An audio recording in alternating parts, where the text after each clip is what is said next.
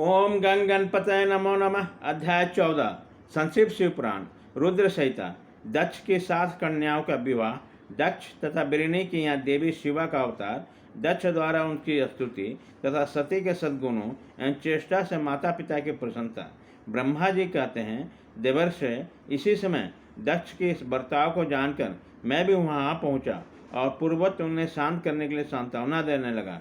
तुम्हारी प्रसन्नता को बढ़ाते हुए मैंने दक्ष के साथ तुम्हारा सुंदर स्नेहपूर्ण संबंध स्थापित कराया। तुम मेरे पुत्र हो, मुनियों में श्रेष्ठ और संपूर्ण देवताओं का प्रिय हो, अतः बड़े प्रेम से तुम्हें आश्वासन देकर मैं फिर अपने स्थान पर आ गया। तदंतर प्रजापति दक्ष ने मेरी अनुनय के अनुसार अपनी पत्नी के गर्भ से 60 सुंदरी कन्याओं का जन्म दिया और आलस्य रहित हो धर्म आदि के साथ उन सबका विवाह कर दिया। मुनीश्वर, मैं उसी प्रसंग को बड़े प्रेम से कह रहा हूँ, तुम सुनो। मुने, दक्ष ने अपनी 10 कन्याओं को विधिपूर्वक धर्म की विवाह दी, 13 कन्याएं कश्यप मुनि को दे दिया और 27 कन्याओं के विवाह चंद्रमा के साथ कर दिया। भूत या ब्रह्मपुत्र अंगिरा तथा कृष्णा को उन्होंने 2-2 कन्या दी। शेष 4 कन्याओं विवाह तर्च या अरिष्ट नेमी के साथ कर दिया। इन सबकी संतान परंपराओं से तीनों लोग भरे हुए हैं, अतः विस्तार भय से उनका वर्णन नहीं किया जाता। कुछ लोग शिवा सती को दक्ष की ज्येष्ठ पुत्री बताते हैं, दूसरे लोग उन्हें मझली पुत्री कहते हैं तथा कुछ अन्य लोग सबसे छोटी पुत्री कहते हैं। कल्प भेद में ये तीनों मत ठीक है। पुत्र और पुत्रियों की उत्पत्ति के पश्चात पत्नी से प्रजापति दक्ष ने बड़े प्रेम से मन ही मन जगदम्बिका का ध्यान किया। साधी गदगद भानी से प्रेम पूर्वक स्तुति भी की। बारंबार अंजलि बांध नमस्कार करके वह विनीत भाव से देवी को मस्तक झुकाते थे। इससे देवी शिवा संतुष्ट हुई और उन्होंने अपने प्रण की मूर्ति के लिए मन ही मन में यह विचार किया कि अब मैं बरिनी के गर्भ से अवतार लूँ। ऐसा कहकर जगदम्बिका के दक्ष के हृदय में निवास करने लगी। मुनि श्रेष्ठ, उसी समय दक्ष की बड़ी शोभा होने लगी।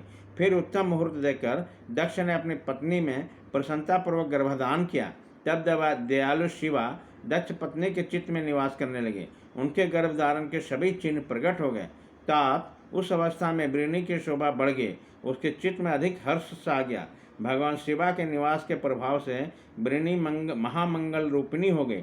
दक्ष ने अपने कुल संप्रदाय, वेद ज्ञान और हार्दिक उत्साह के अनुसार प्रसन्नतापूर्वक पुंसवन और संस्कार संबंधी श्रेष्ठ क्रियाएं संपन्न की।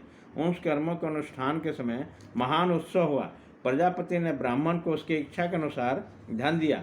उस अवसर पर बिरनी के गर्भ में देवी का निवास हुआ जानकर श्री विष्णु आदि सब देवताओं को बड़ी प्रसन्नता हुई।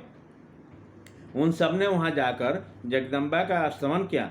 समस्त लोगों को उपकार करने वाली देवी शिवा को बारंबार प्रणाम किया। वह सब देवता प्रसन्नचित हो दक्ष प्रजापति तथा बारिणी को भूरी भूरी प्रशंसा करके अपने अपने स्थान पर लौट गए।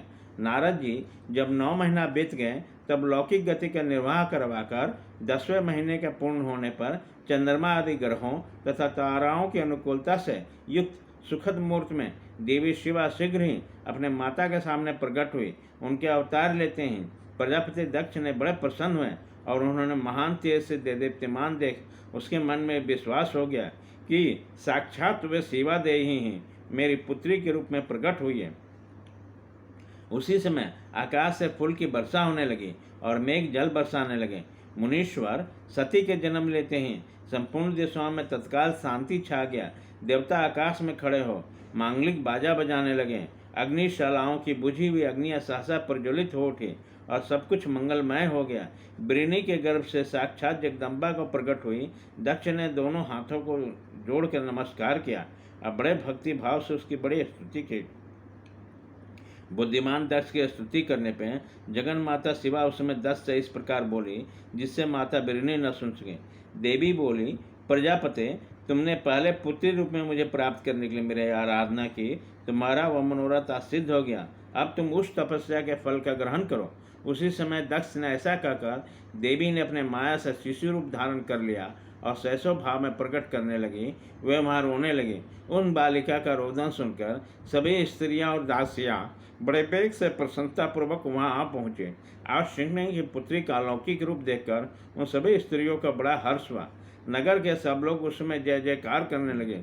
गीत उन वाद्यों के साथ भारी उत्सव होने लगा। पुत्री का मनोहर मुख देखकर सबको बड़ी प्रसन्नता हुई।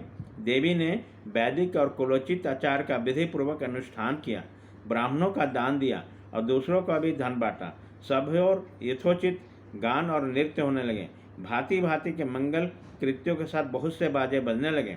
उसी समय दक्ष ने समस्त सद्गुणों की सत्ता से प्रशंसित होने वाली अपनी उस पुत्री का नाम प्रसन्नतापूर्वक उमा रखा। तदंतर संसार में लोगों की ओर से उसके और भी नाम प्रचलित हैं, जो सबके सब महान मंगलदायक और विशेषतः समस्त दुखों का नाश करने वाले हैं। बिरिनी और महात्मा दक्ष अपनी पुत्री का पालन करने लगे तथा वह शुक्ल पक्ष की चंद्रमा कला के समान दिनों दिन बढ़ने लगे। द्विज श्रेष्ठ बाल्यावस्था में भी समस्त उत्तम उत्तम गुण उसमें उसी तरह प्रवेश करने लगे जैसे शुक्ल पक्ष के बाल चंद्रमा में भी समस्त मनोहारिणी कलाएं प्रविष्ट हो जाती हैं। दक्ष कन्या सती सखियों के बीच बैठी बैठी जब अपने भाव में निमग्न होती तब बारंबार भगवान शिव की मूर्ति को चित्रित करने लगती। मंगलमय सती जब बाल्योचित सुंदर गीत गाती तब स्थाणु हर एवं रुद्र का नाम लेकर स्मरण शत्रु शिव का स्मरण किया करते थे। अध्याय 14।